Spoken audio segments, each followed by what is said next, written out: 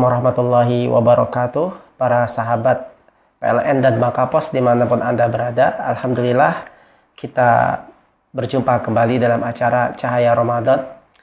Dan pada kesempatan hari ini kita akan membahas tentang kelanjutan dari pembahasan masalah zakat, yaitu siapa saja orang-orang yang berhak untuk menerima zakat.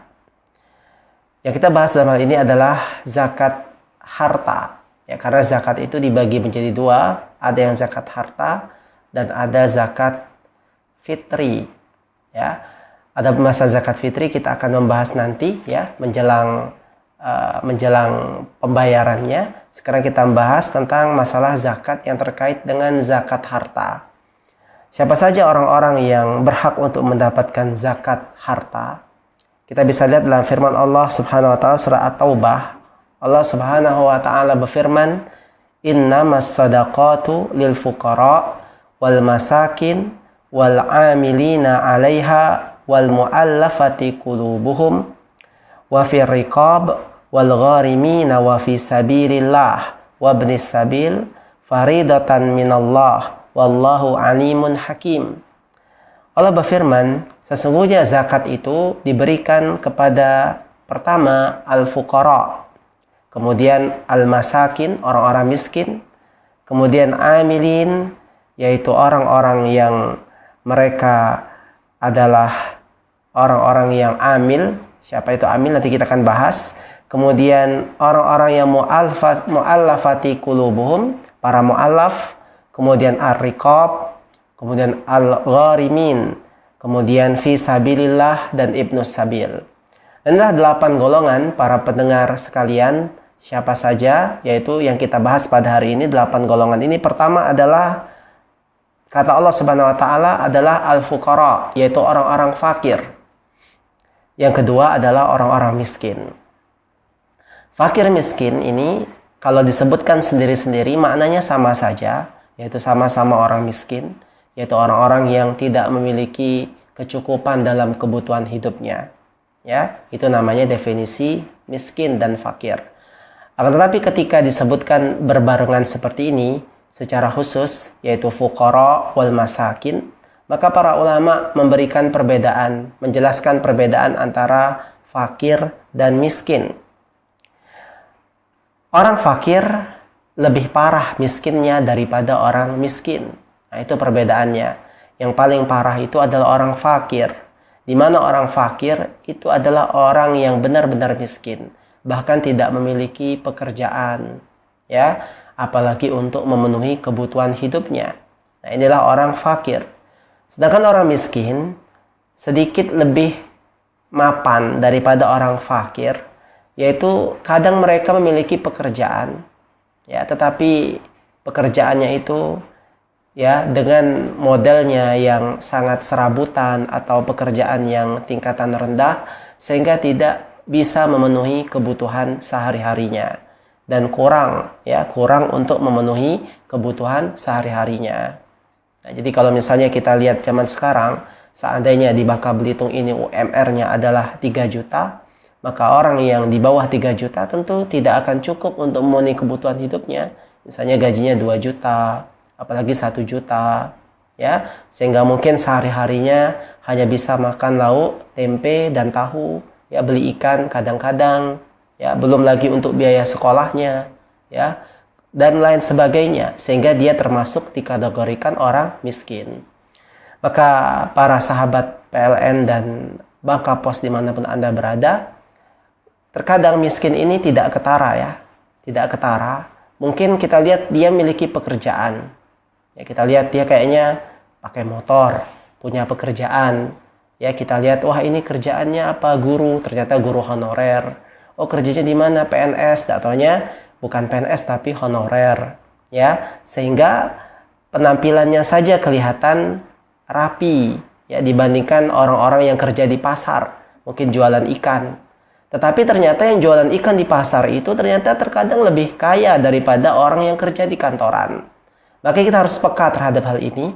Kita harus lihat, ya, kalau misalnya seorang pimpinan tahu bahwasanya anggota perusahaannya gajinya demikian ya, dan kita secara logika untuk hidup di Bangka ini dengan biaya hidup yang lumayan besar ya, maka tidak ada salahnya para bosnya membagikan zakatnya kepada bawahannya yang gajinya kita lihat bisa jadi tidak mencukupi kebutuhan hidupnya ya. Jadi tidak identik dengan besarnya. Terkadang ya gajinya 3 juta tapi anaknya 7 ya, anaknya 5 ya.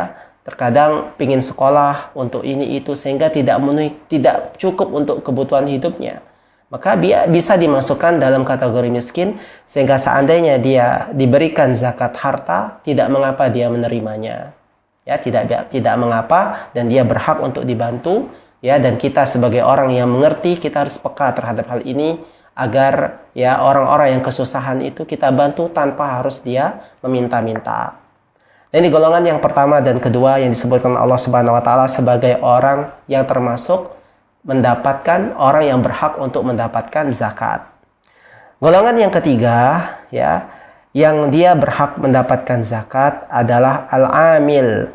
Ya, al-amil adalah orang yang ditunjuk oleh pemerintah untuk mengurus zakat.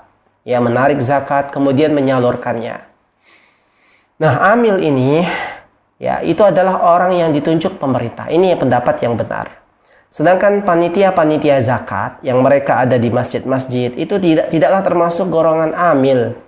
Ya, karena amil itu adalah mereka yang ditunjuk oleh pemerintah untuk mengurusi zakat sehingga mereka digaji oleh pemerintah dan dia bisa mendapatkan harta zakat.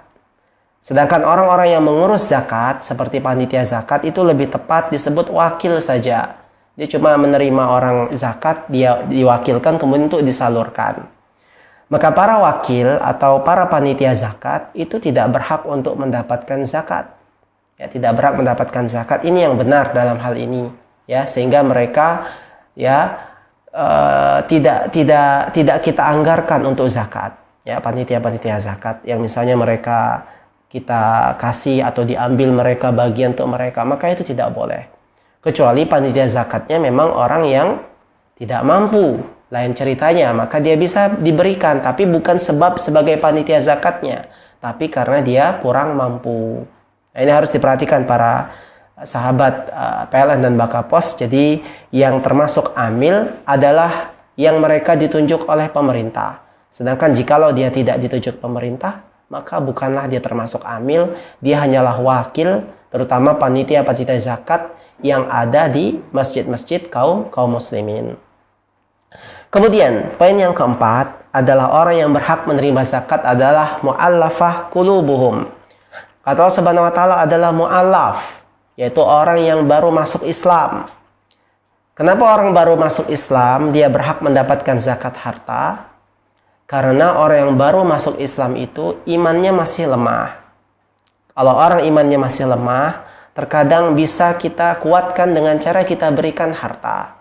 Karena sudah menjadi tabiat manusia itu menyukai harta. Ya, kita lihat banyak orang pindah agama hanya gara-gara harta. Nah, begitu juga orang-orang yang mu'alaf, mereka juga butuh untuk dikuatkan imannya sehingga merasa diperhatikan. Kaum muslimin dia mendapatkan harta. Ya, jadi walaupun dia orang yang bukan miskin, bukan orang golongan yang tidak mampu, tetapi dia berhak untuk menerima zakat. Ya, termasuk kata para ulama adalah orang non-muslim. Orang non-muslim bisa dikategorikan mu'alaf ketika kita harapkan dia tertarik dengan Islam dengan zakat tersebut. Misalnya ada di sebuah kampung ada seorang non-muslim yang dia kelihatannya susah. Ya, kita berikan dia bantuan, mudah-mudahan dengan bantuan tersebut dia tertarik untuk masuk Islam dan menjadi mu'alaf. Nah, itulah para sahabat PLN dan Bakapos tentang 4 dulu yang kita bahas ya tentang orang-orang yang berhak menerima zakat. Mudah-mudahan bisa dipahami.